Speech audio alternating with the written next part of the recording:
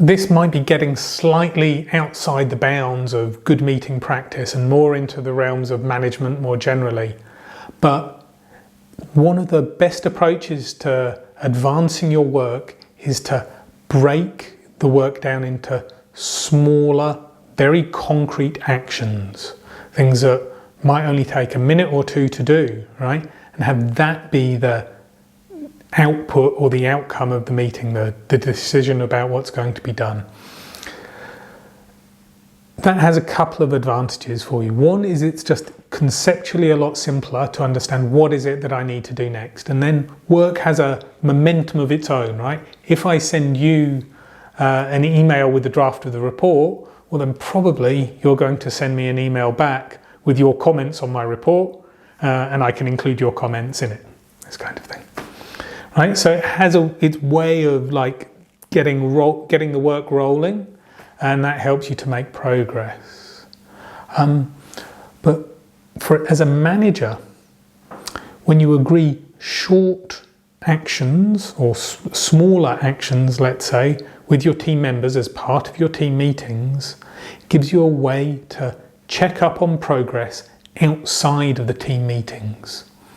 So, one of the things that's quite important to do is to get the actions that come out of your team meeting down to less than the week or 2 weeks that you have for your team meeting cycle.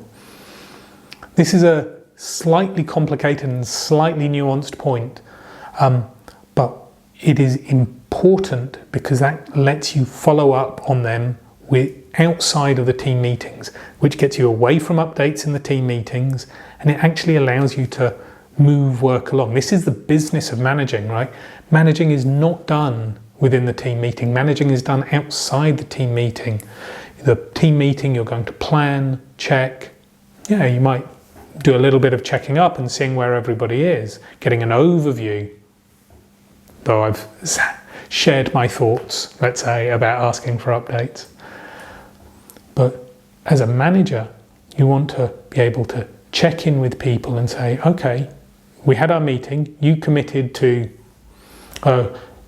getting 3 new suppliers or contacting 3 new suppliers by Monday. It's Tuesday morning, have you done it? That's a much more effective way of spending your time in a meeting, and it gives the work outside the meeting a momentum of its own. Otherwise, it's very difficult, it's very difficult to break the cycle of updating in meetings and saying, yeah, I still haven't done it. Or for that, it always to take a week to get anything done. Everything gets done the day before the meeting. Well, there's no reason. Get it done before that. You have to be quite tough sometimes as a manager to push the work along. It doesn't mean you have to be rude and obnoxious, but it means you have to say, okay, we need this by Monday, let's get it done on Monday. If it's not there on Monday, then I need to take action. And you don't need to make the meetings the point for taking action. That can and should happen independently of the meetings that you're running.